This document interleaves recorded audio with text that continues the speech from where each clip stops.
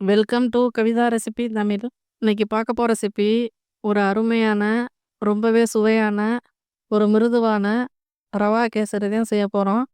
புதுசா சமையல் கத்துக்கிறவங்க கூட ரொம்ப ஈஸியாவே செய்யலாம். ஒரு 10 நிமிஷத்துல எப்படி செய்யலாங்கிறத வாங்க பார்க்கலாம். ஃபர்ஸ்ட்டு இந்த ரெசிபி செய்ய தேவையான பொருள் ரவை, முந்திரி, திராட்சை, ஏலக்காய், சர்க்கரை. இதை வச்சு தான் நம்ம செய்ய போகிறோம். நெய் இதை வச்சு தான் செய்ய போகிறோம். எப்படி செய்யலாங்கிறத வாங்க பார்க்கலாம். ஸ்டவ்வை பற்ற வச்சு ஒரு பேன் எடுத்துக்கோங்க. ஃபஸ்ட்டு ரவையை நம்ம வறுத்துக்கணும். வறுத்த ரவை, வறுக்காத ரவை எதுவாக இருந்தாலும் பரவாயில்ல. நீங்கள் ஒரு தடவை நெய்யில் வறுத்து செய்கிறப்ப தான் அந்த கேசரியுடைய மனம் ஹோட்டலில் கிடைக்கிற மாதிரி அப்படியே இருக்கும். கல்யாண வீட்டுலலாம் செஞ்சால் இப்படி சாஃப்டாக இருக்கும், அந்தளவுக்கு இருக்கும்.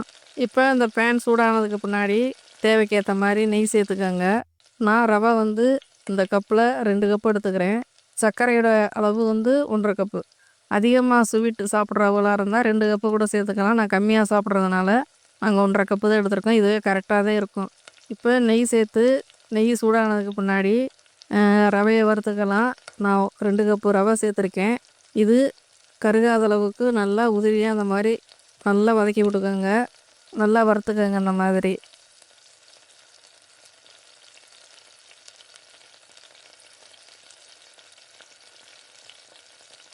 நல்லா வறுத்துட்டு ஒரு தட்டில் மாற்றி எடுத்து வச்சுக்கோங்க.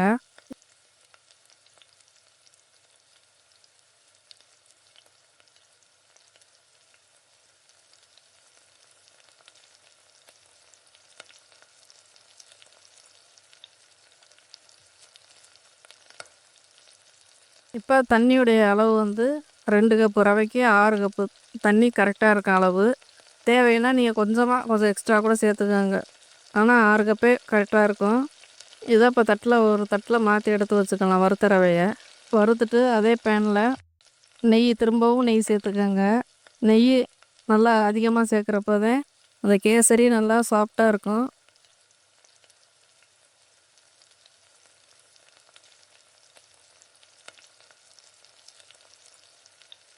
வாயில் வைக்கிறப்பவே அப்படியே கரைஞ்சிக்கிட்டு போகும், அந்தளவுக்கு நல்லாயிருக்கும். இப்போ நெய் சேர்த்துட்டு முந்திரியை நம்ம வறுத்துக்கலாம்.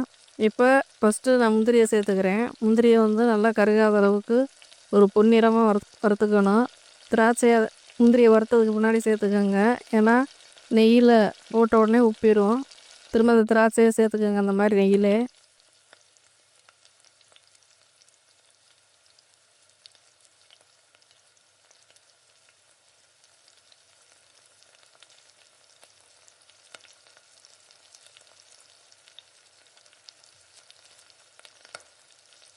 சேர்த்துட்டு ஒரு தட்டில் மாற்றி எடுத்து வச்சுக்கோங்க.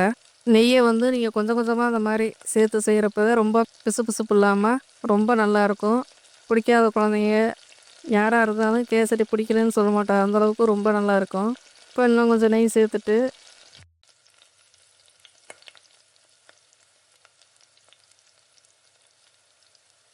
தண்ணி 2 கப்பு ரவைக்கு 6 கப்பு, இந்த மாதிரி இதே கப்பில் எந்த கப்பில் நம்ம ரவை எடுக்கிறோமோ அதே கப்பில் தண்ணி ஒரு 6 கப்பு எடுத்துக்கோங்க.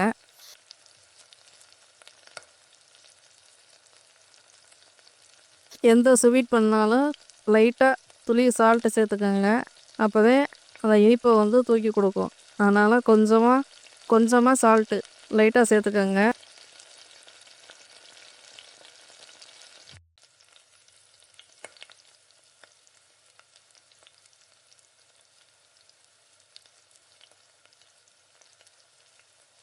தண்ணி வந்து நல்லா சலசலன்னு கொதி வந்ததுக்கு பின்னாடி நீங்கள் ஃபுட் கலர் சேர்க்குறதுனா சேர்த்துக்கோங்க. நான் எதுவும் சேர்க்கலை. அப்படியே கலர் பொடி எதுவும் சேர்க்காதனால நான் அப்படியே தான் சேர்க்க போகிறேன். ஏன்னா அது உடம்புக்கு அடிக்கடி செய்கிறப்ப நம்ம உடம்புக்கு கெடுதல் தான் அந்த பவுட்ரு. நீங்கள் குங்குமப்பூ இருந்தால் கூட நீங்கள் அதை லைட்டாக போட்டு கூட செஞ்சுக்கலாம் கலருக்காண்டி. நான் அப்படியே ரவையை கொட்டி கிளற போகிறேன். இப்போ தண்ணி நல்லா கொதிக்கிறப்போ கொஞ்சம் கொஞ்சமாக இந்த மாதிரி மிக்ஸ் பண்ணிக்கிட்டே இருங்க, கலந்து விட்டுக்கிட்டே இருங்க. கட்டிப்படாத அளவுக்கு இந்த மாதிரி கொஞ்சம் கொஞ்சமாக கொட்டி கலந்துக்கணும்.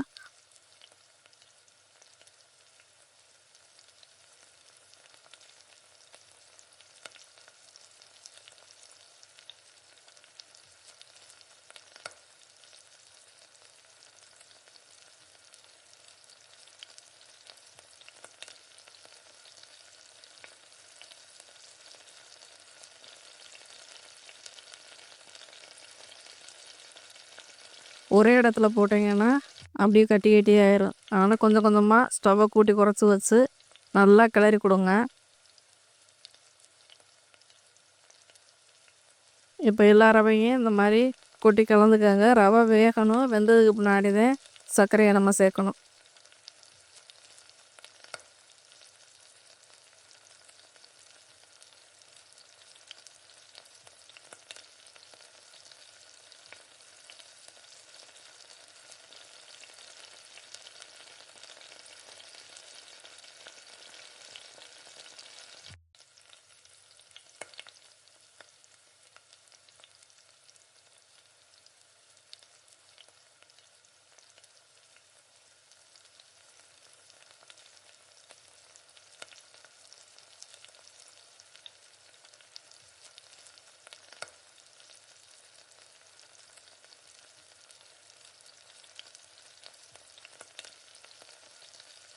ரவை நல்லா வெந்ததுக்கு பின்னாடி ஸ்டவ்வை நல்லா கம்மி பண்ணி வச்சுக்கோங்க.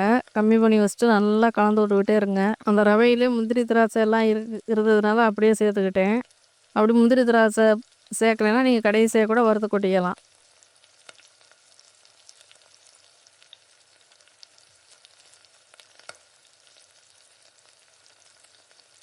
நல்லா கிளறி கொடுங்க. நல்லா ரவை வேகணும்.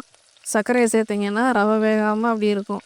கைவிடாமல் நல்லா அந்த மாதிரி கிளறி கொடுங்க. பிசு பிசுப்பு இல்லாத அளவுக்கு கொஞ்சம் நெய் ஊற்றி நல்லா கிளறி கொடுங்க. நல்லா தண்ணி இல்லாமல் கெட்டி தன்மையாக வரணும். அது வரையும் விடாமல் இந்த மாதிரி கிளறி கொடுத்துக்கிட்டே இருக்கணும். கேசரி இந்த மாதிரி வெள்ளை கலரில் செஞ்சு கொடுத்தா சாப்பிடாதுங்கன்னா நீங்கள் லைட்டாக ஃபுட் கலர் சேர்த்துக்கோங்க. என்றைக்காவது ஒரு நாள்லாம் சேர்த்துக்கலாம். நல்லா அந்த அளவுக்கு நல்லா கெட்டி தன்மையாக வந்துருச்சு. பாத்திரத்தில் நல்லா ஒட்டாத அளவுக்கு வரணும். அது வரையும் நீங்கள் நல்லா கலந்து விட்டுக்கிட்டே இருங்க. ரவை வெந்துருச்சு. சர்க்கரையோட அளவு 2 கப்பு சேர்த்துக்கோங்க. ரொம்ப இனிப்பாக இருக்கும். 2 கப்பு சேர்த்திங்கன்னா நான் 1.5 கப்பு தான் சேர்க்க போகிறேன். நல்லா சர்க்கரை மெல்ட் ஆகிற தொட்டிக்கு நல்லா கலந்து விட்டுக்கோங்க. இப்போ சர்க்கரையை சேர்த்தோன்னா கொஞ்சம் லூஸ் ஆயிரும். ரவை கொஞ்சம் தண்ணியாக இருக்க மாதிரி இருக்க பாருங்கள். அப்புறம் கெட்டியாயிரும். அது வரையும் நல்லா இந்த மாதிரி கரண்டி வச்சு கிளறிக்கிட்டே இருங்க. ஒரு 2 நிமிஷம் 3 நிமிஷம் அப்படியே கைவிடாமல் நல்லா கலந்து விட்டுக்கிட்டே இருக்கணும்.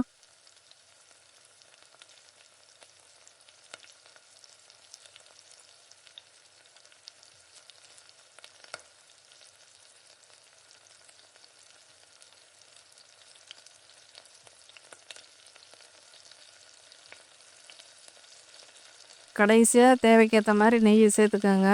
நெய் அதிகமாக சேர்க்குறப்ப தான் ரொம்ப நல்லா மிருதுவாக இருக்கும். இதுதான் கரெக்டான பக்குவம்.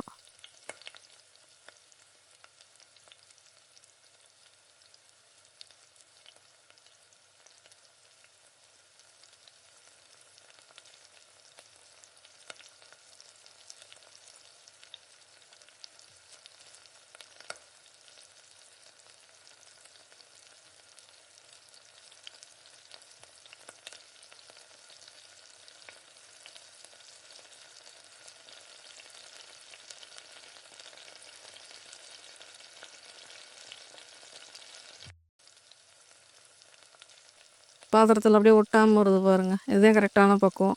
இப்போ ஒரு அருமையான இனிப்பு ரவா கேசரி ரெடி ஆயிடுச்சு. இதை ஒரு தட்டில் மாற்றி எடுத்து வச்சுக்கலாம். ரொம்ப நல்லாயிருக்கும். இந்த மாதிரி ஒரு முறை செஞ்சு பாருங்கள். ரொம்ப நல்லாயிருக்கும். இந்த வீடியோ பிடிச்சிருந்தா லைக் பண்ணி ஷேர் பண்ணுங்கள். மறக்காமல் சப்ஸ்கிரைப் பண்ணிடுங்க. கூடவே ஹைப் பண்ணிடுங்க.